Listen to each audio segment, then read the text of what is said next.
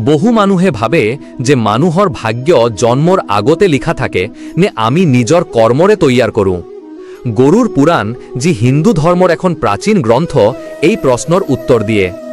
এই পুৰাণত কোৱা হৈছে, আমাৰ জন্ম, মৃত্যু আৰু জীৱনত যি যি ঘটে সেইবোৰ আমাৰ আগৰ জন্মৰ কৰ্মৰ ফল। ভিডিঅ'টো সম্পূৰ্ণকৈ চাব আৰু চেনেলটো ছাবস্ক্ৰাইব কৰিব।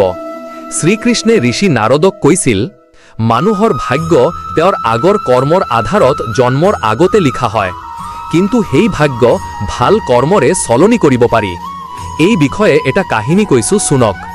অক্ষয়পুৰী নামৰ এখন ৰাজ্যৰ ৰজা ৰত্নধৰ আছিল। তেওঁ ভগৱান শিৱৰ তপস্যা কৰি এজন পুত্ৰ পাইছিল, কিন্তু সেই পুত্ৰ বিকলাংগ জন্ম হৈছিল। ৰজাই শ্ৰীকৃষ্ণক সুধিলে, মই সদায় ভাল কাম কৰিলো, তেন্তে এনে কিয় হ'ল? শ্ৰীকৃষ্ণে ক'লে, এইটো তোমাৰ আগৰ জন্মৰ ফল, কিন্তু যদি তুমি এই শিশুটিক সাহস, ধৈৰ্য আৰু মৰম দিয়া, তেনেহ'লে সি নিজৰ ভাগ্য সলনি কৰিব পাৰে। এইবোৰৰ পৰা শিকিবলগীয়া কথা: 1. ধৰ্ম পালন কৰা, সৎ পথত চলা। 2. মাতা পিতাক মান্য কৰা, তেওঁলোকৰ আশীৰ্বাদে জীৱন শুভ হয়। 3. অহংকাৰ নকৰিব, অহংকাৰেই মানুহৰ পতন ঘটায়। গৰুড় পুৰাণত লিখা আছে, যি বীজ তুমি বোৱা তেনে ফলেই পাবা।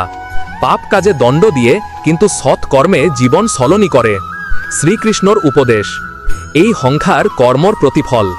যদি তুমি ধৰ্ম, ভক্তি আৰু সত্যৰ পথত চলা, তেন্তে তুমি নিজৰ ভাগ্য নিজে গঠন কৰিব পাৰা।